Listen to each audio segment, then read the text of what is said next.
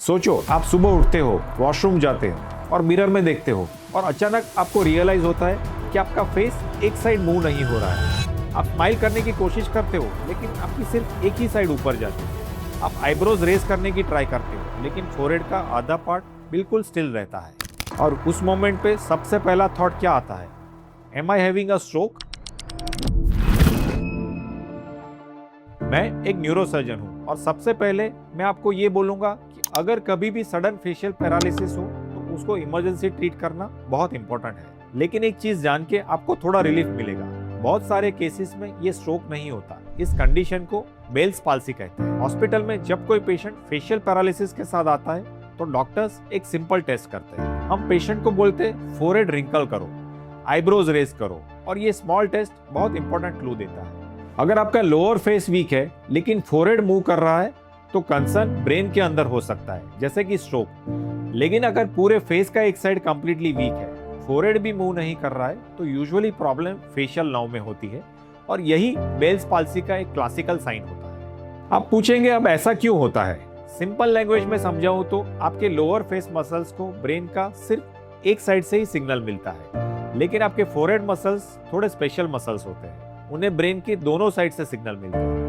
तो अगर ब्रेन के एक साइड में स्ट्रोक होता है तब भी फोरहेड को दूसरी हेल्दी साइड से सिग्नल मिल जाता है, इसीलिए आपका फोरहेड बच जाता है। लेकिन बेल्स पाल्सी में इश्यू ब्रेन के अंदर नहीं होता, इश्यू फेशियल नर्व में होता है, और जब वो नर्व प्रॉपरली काम नहीं करती तब पूरा फेस का एक साइड अफेक्ट हो जाता है, इंक्लूडिंग योर फोरहेड। अब सवाल ये आता है कि फेशियल नर्व सडनली काम करना बंद क्यों कर देती है? यहाँ से एक्चुअल न्यूरोसाइंस स्टार्ट होती है। आपकी फेशियल नर्व एक इलेक्ट्रिक वायर की तरह होती है जो ब्रेन स्टेम से निकलकर आपके फेस तक ट्रैवल करती है। लेकिन प्रॉब्लम यह है कि जर्नी के बीच में ये नर्व स्कल के अंदर एक बहुत नैरो बोनी टनल से पास होती है, मतलब उसके आसपास एक्स्ट्रा स्पेस ऑलमोस्ट नहीं होती। और मोस्ट ऑफ द एक्सपर्ट्स ये मानते हैं कि बेल्स पाल्सी यूजुअली एक वायरल रीएक्टिवेशन की वजह से होती है, कॉमनली हर्पीज सिम्प्लेक्स वायरस। हाँ, वही वायरस जो कोल्ड सोर्स कॉज करता है। ये वायरस बॉडी में साइलेंट रह सकता है कई सालों तक, फिर कभी stress, weak immunity, viral fever, poor sleep या एग्जॉशन की वजह से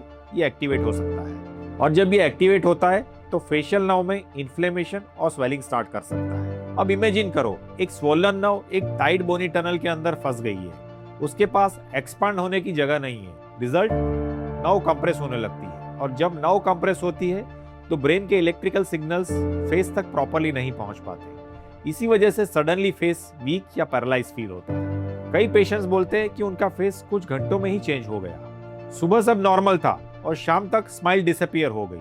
और ऑनेस्टली ये एक्सपीरियंस इमोशनली बहुत स्कैरी लगता है। बहुत लोग पूछते हैं, डॉक्टर मेरे साथ ही क्यों हुआ?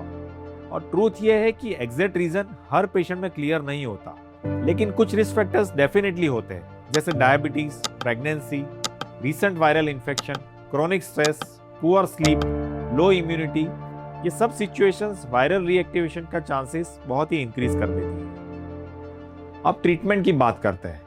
अगर कभी फेशियल पैरालिसिस सडनली हो तो सेल्फ डायग्नोसिस मत करो, इमीडिएटली मेडिकल इवैल्यूएशन बहुत ही इंपॉर्टेंट है, क्योंकि पहले स्ट्रोक रूल आउट करना जरूरी होता है। और बेल्स पाल्सी में टाइमिंग बहुत इंपॉर्टेंट होती है। मोस्ट इफेक्टिव ट्रीटमेंट स्टीरॉयड होते हैं। स्टीरॉयड स्वेलिंग और इन्फ्लेमेशन को रिड्यूस करते हैं ताकि नर्व पे प्रेशर कम हो सके। लेकिन एक इंपॉर्टेंट कैच है, ये मेडिकेशन आइडियली सिम्टम स्टार्ट होने के फर्स्ट 72 आवर के अंदर स्टार्ट होनी चाहिए। जितनी जल्दी ट्रीटमेंट स्टार्ट होता है, रिकवरी का चांसेस उतना ही बेटर होता है। कुछ केसेस में एंटीवायरल मेडिसिन भी दी जाती है, स्पेशली अगर पैरालिसिस सीवियर हो, लेकिन स्टीरॉयड सबसे इंपॉर्टेंट ट्रीटमेंट माने जाते हैं। और एक चीज जो लोग इग्नोर कर देते हैं, आपकी आई का प्रोटेक्शन। की अफेक्टेड साइड की आईलिड प्रॉपरली क्लोज नहीं होती, इसी वजह से आई ड्राई हो सकती है और कॉर्नियल डैमेज हो सकता है। इसीलिए आर्टिफिशियल टीयर्स, लुब्रिकेशन और कभी कभी आई टैपिंग भी नेसेसरी होती है। अब सबसे important question, will my face become normal again? और थैंकफुली मोस्ट केसेस में आंसर है yes. Around 80 to 85% patient almost complete recovery कर लेते हैं। यूजुअली रिकवरी 2 या 3 वीक में स्टार्ट हो जाती है। शुरू में स्मॉल ट्विचेस फील होते हैं या फेशियल टोन इंप्रूव होना शुरू होता है, और कंप्लीट रिकवरी को कुछ मंथ्स लग सकते हैं। लेकिन कुछ रेयर केसेस में नर्व हीलिंग परफेक्टली ऑर्गेनाइज नहीं होती, और तब एक इंटरेस्टिंग कंडीशन हो सकती है जिसे सिनकाइनेसिस कहते हैं। मतलब जब पेशेंट स्माइल करे तो आई ऑटोमेटिकली क्लोज होने लगती है, क्योंकि हीलिंग के टाइम कुछ नर्व फाइबर्स थोड़े मिक्स रिकनेक्ट हो जाते हैं। लेकिन ओवरऑल प्रोग्नोसिस जेन्युइनली बहुत पॉजिटिव होता है। बस एक चीज याद रखें, अगर फेशियल पैरालिसिस के साथ body weakness, speech difficulty, severe dizziness, vision problem या बैलेंस इश्यूज भी है तो उसको सिंपल बेल्स पाल्सी एज्यूम मत करें। वो स्ट्रोक या किसी और सीरियस न्यूरोलॉजिकल कंडीशन की साइन हो सकती है। तो ओवरऑल मैसेज सिंपल है, सडन फेशियल पैरालिसिस कैरी जरूर होता है, लेकिन हर केस स्ट्रोक नहीं होता।